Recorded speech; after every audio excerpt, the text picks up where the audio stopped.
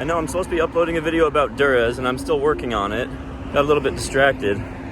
But when my friend Carolyn asked me if I want to go look at historic things, and she's an archaeologist, of course I'm going to say yes. So this is kind of an unexpected adventure today, but it's going to be a fun one.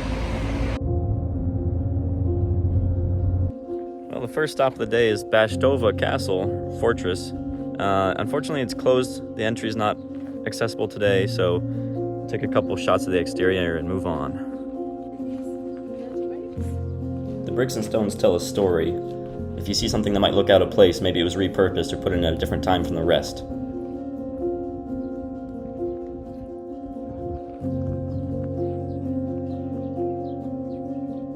If you look closely here, you can see what might have been a tunnel that's now filled in.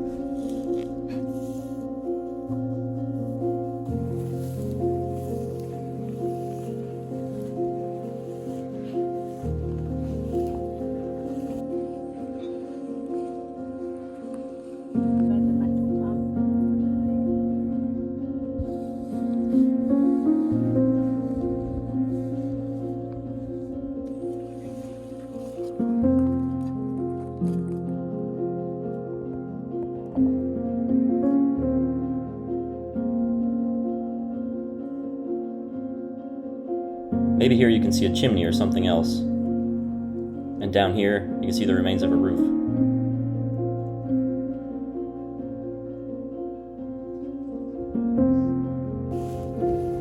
This brick definitely stands out from the rest. Look at the chisel marks on it.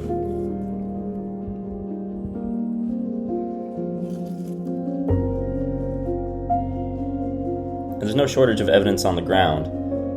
Here we have some glazed pottery from the medieval period.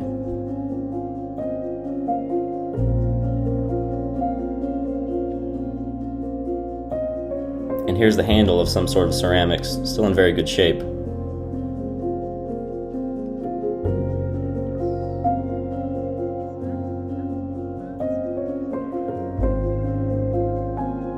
You might even be able to see what they ate back in the day.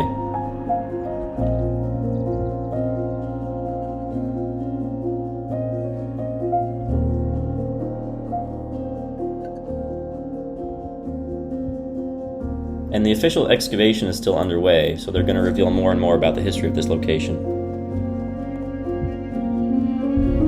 Stop number 2 on our journey is the Via Egnatia, which we're actually driving along, and it's the ancient road that used to connect Durrës to Istanbul, or was it Constantinople back in the day? Anyways, it's a very famous route.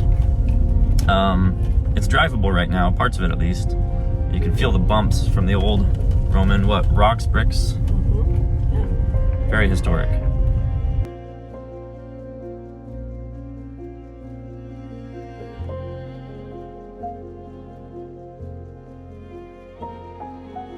It may not look like much from inside the car as you're driving, but we're actually off the beaten path. We had to go through the town of Peqin, take some narrow roads to get here, so it's not a main road that most cars would go on.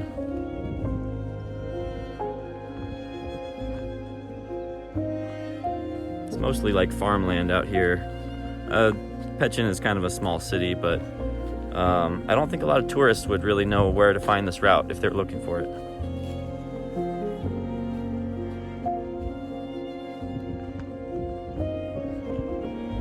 The Via Egnatia was built by the Romans in the 2nd century. Essentially, it was one of the main highway systems of the Roman Empire.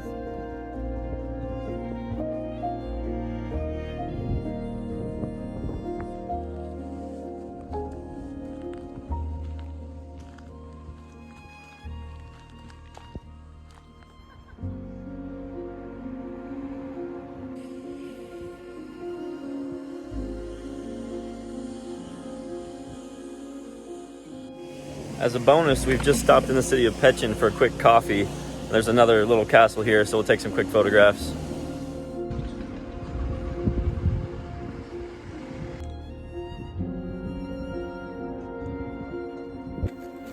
There was a gate that was closed, but it wasn't locked, so we pushed it open and walked right in, and we got the whole place to ourselves.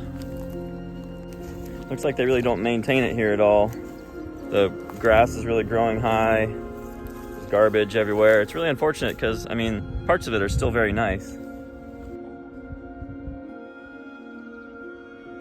We're outside of Elbasan now, or close to it at least. We're continuing our path along the Via Egnatia. And this is essentially a service station. You could stop here for lodging, food, bath, as you're traveling between the cities.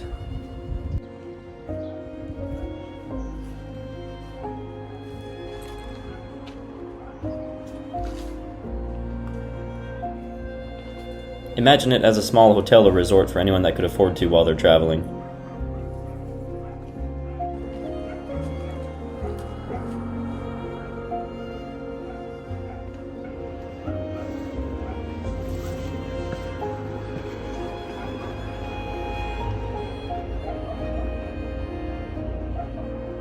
This is an example of one of the pools you could actually fill with water.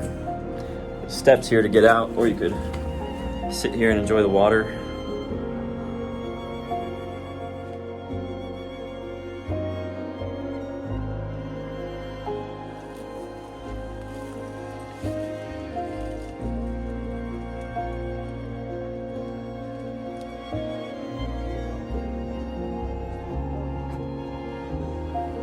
So we're in the heart of Elbasan now, and that's where we're going to end our trip for the day. You can see parts of the Via Egnatia are still widely used. In the cities, they're clearly marked with road signs, and parts of it, like what we saw earlier, are very hard to find, kind of in the middle of nowhere. But back in its prime, it was probably one of the most used routes of its day.